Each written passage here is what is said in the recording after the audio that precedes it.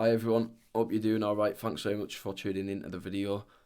Just going to do a video today on my FA Level 2 project around how it looked for me and how it could possibly look for you if you want to follow a similar theme, or just to give you a few ideas.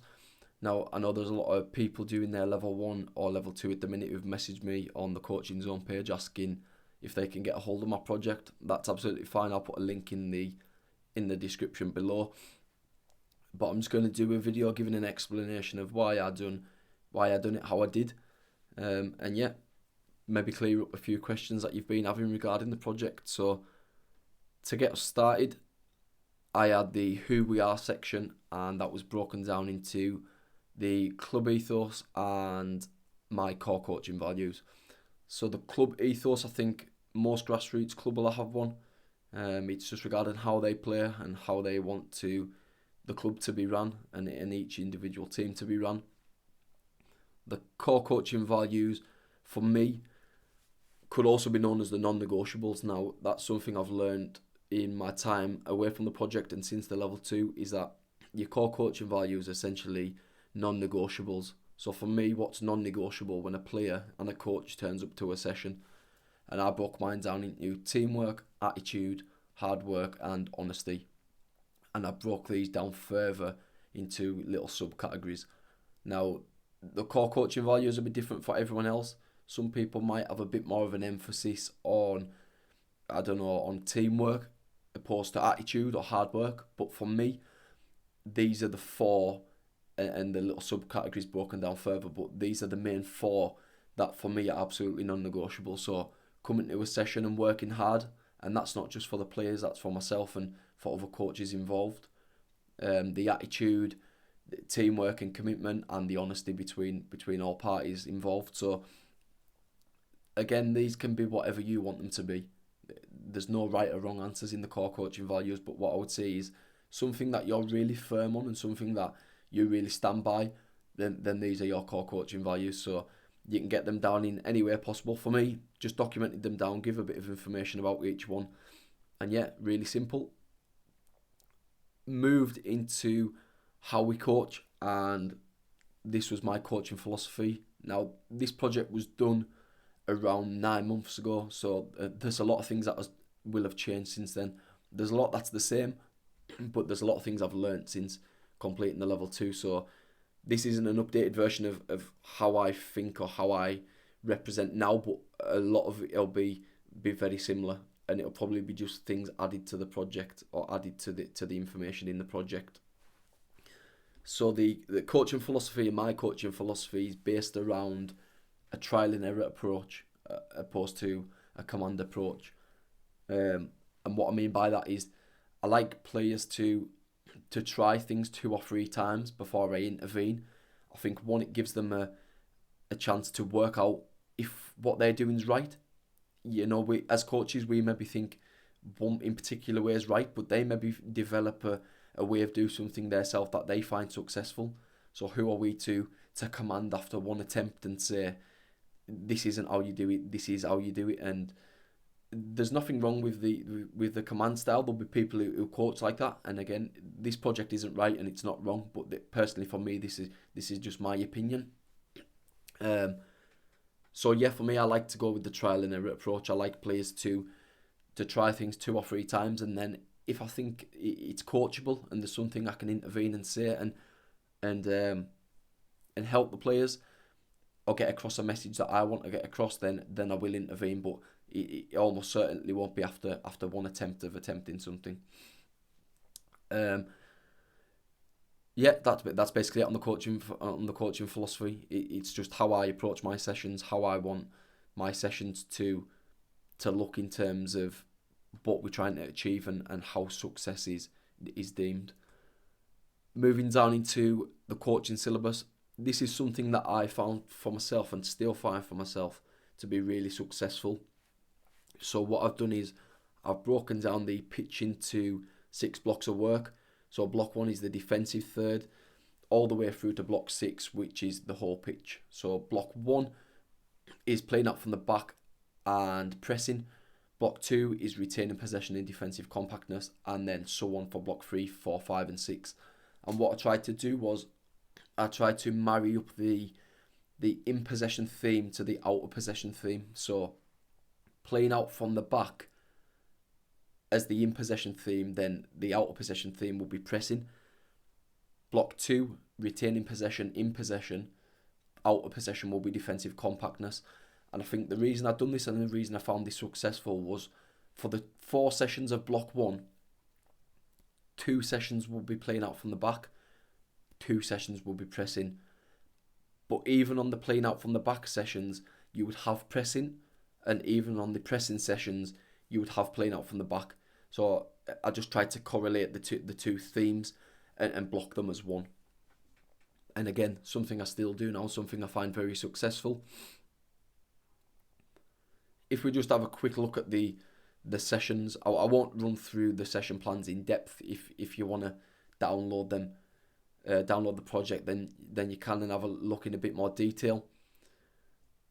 One thing I will say is I put in the project was some unopposed stuff, and I got a bit of feedback from the FA tutors. This wasn't something they were keen to have in grassroots football.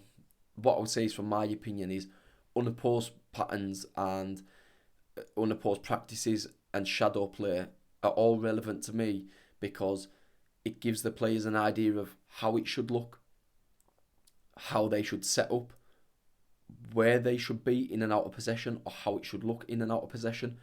Now, I understand the point made by the tutors on my course that, yeah, you're really limited in the time that you get in grassroots football, so doing unopposed stuff or shadow play maybe not the best use of time. But I think depending the level that you're working at and the standard of the players, sometimes doing opposed stuff right away or doing opposed stuff at the beginning of a session makes it very difficult. The ability of the players and the capability of the players that we're coaching is completely different from coach to coach. So for me, the unopposed stuff was really good because they got an idea of how it should look, how and where they should be, or how and where they could be, and how that would look when it became opposed. So it was really successful for me. Again, practice 1 unopposed, practice 2 opposed. Keeping each practice relevant to the theme, so playing out from the back. Practice 1 was a pattern of playing out from the back, which how I would like to play out. Practice 2 was playing out in terms of a position, so centre back, 2 full backs, defensive midfielder, while being pressed, so it became opposed. And then a small sided game playing out from the back, again being able to work on the patterns that we want, and the specific triggers if needed. Session 2 was again playing out from the back.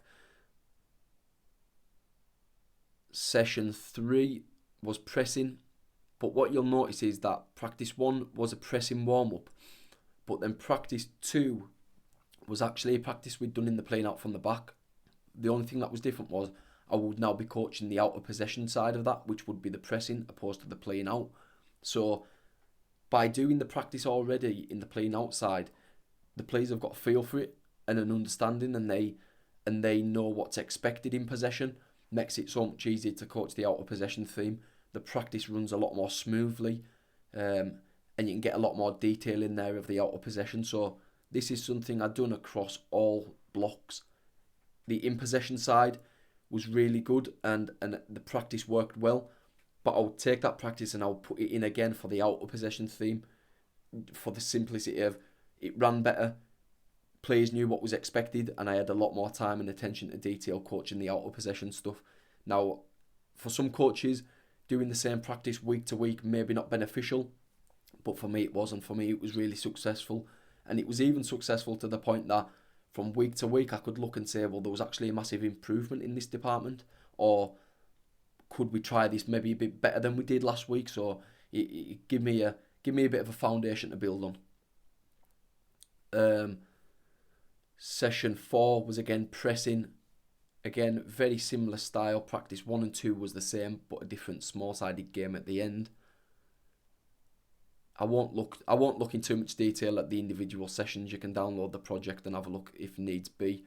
But yeah, all I done was 8 sessions. Kept the theme progressive, so each week we were building further up the pitch, and it was relevant in terms of how I wanted to play.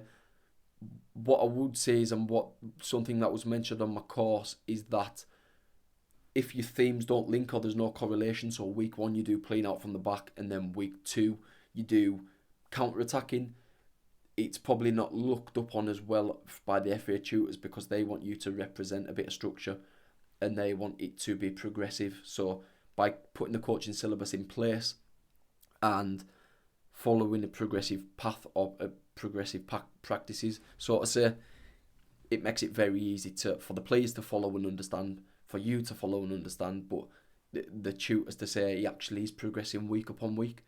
Yeah, that's not right or wrong. That's just the way I found it. We'll then look at the match days. So for each match day, I done the score, the team we were playing against, the formation, how we set up.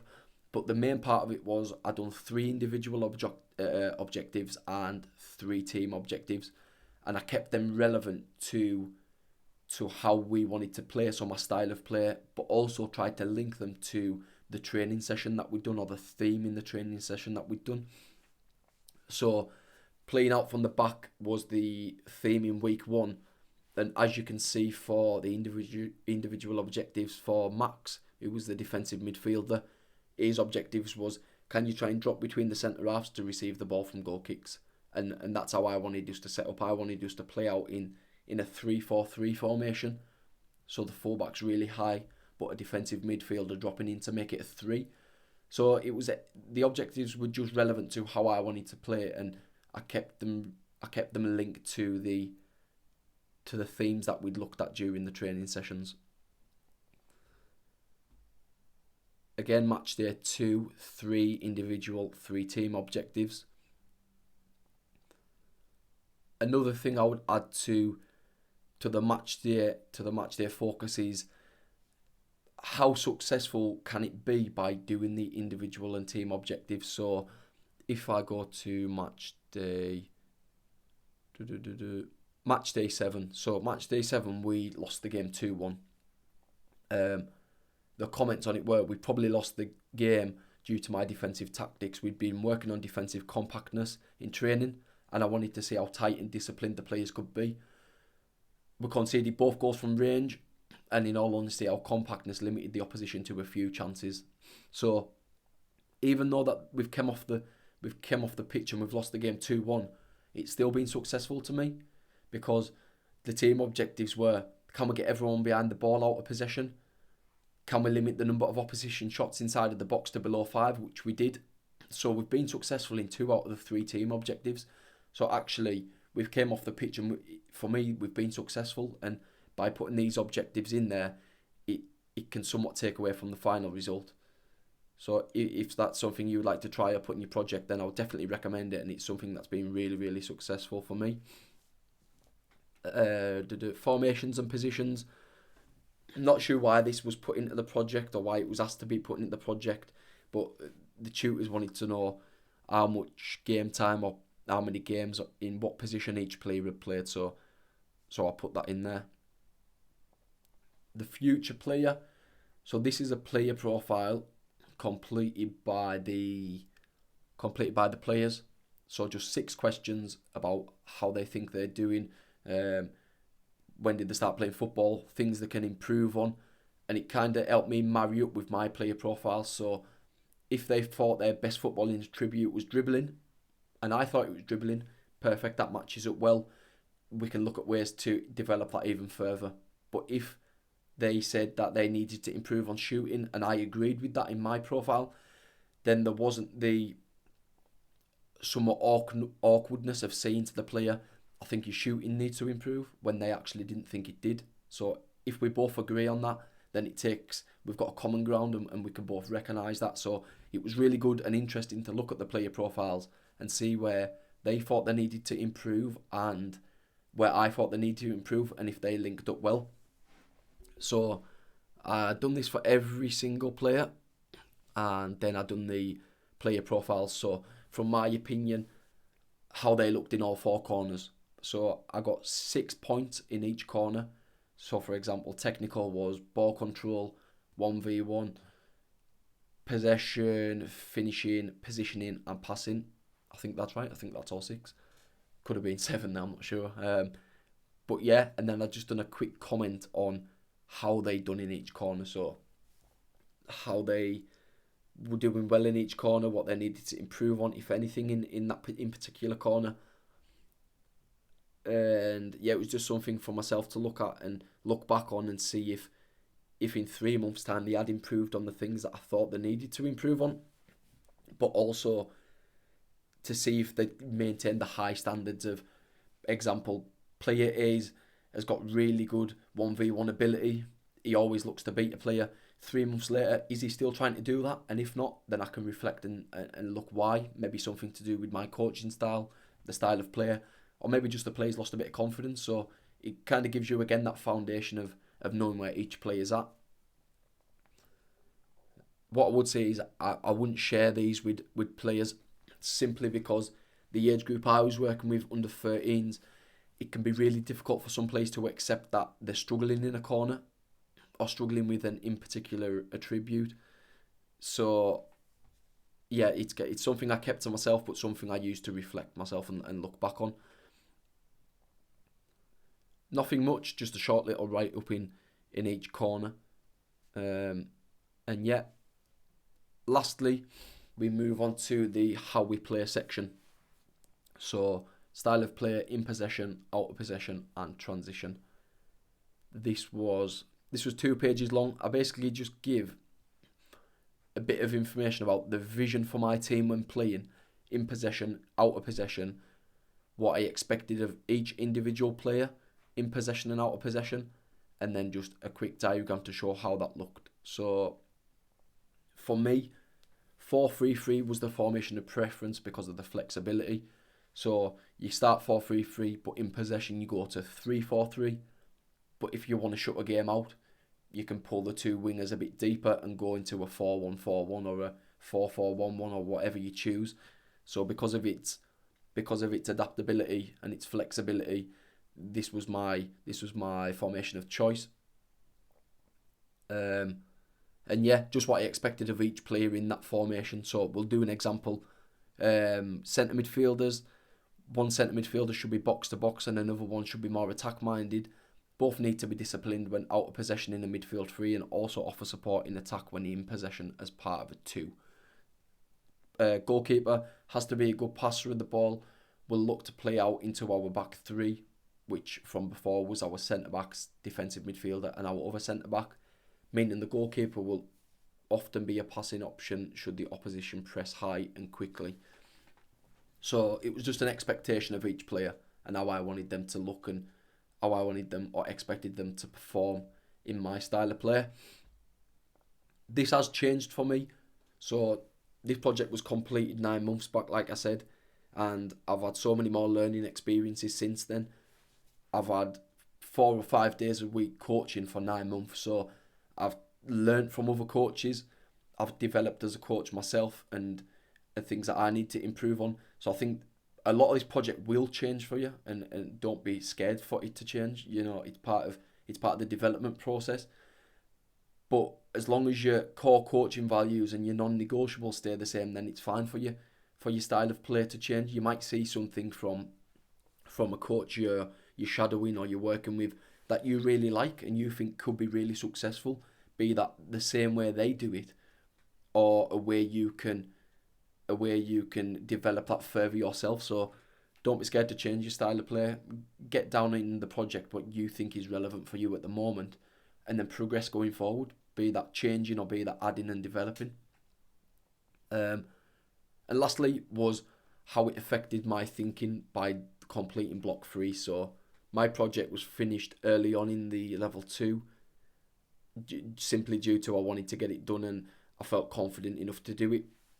So they wanted to know if block 3 would have changed my project any. Now, it wouldn't have changed how the project looked for me, but it did develop how I had to look at the technical detail within my sessions. So the sessions would have been the same, but the technical detail would have probably been a bit better. But again, that wouldn't have affected my project. So yeah, that's a quick look through the project and what it done. I got some really, really good feedback from my tutor. on the project. So if you want to set yours up in a similar way, then definitely do so.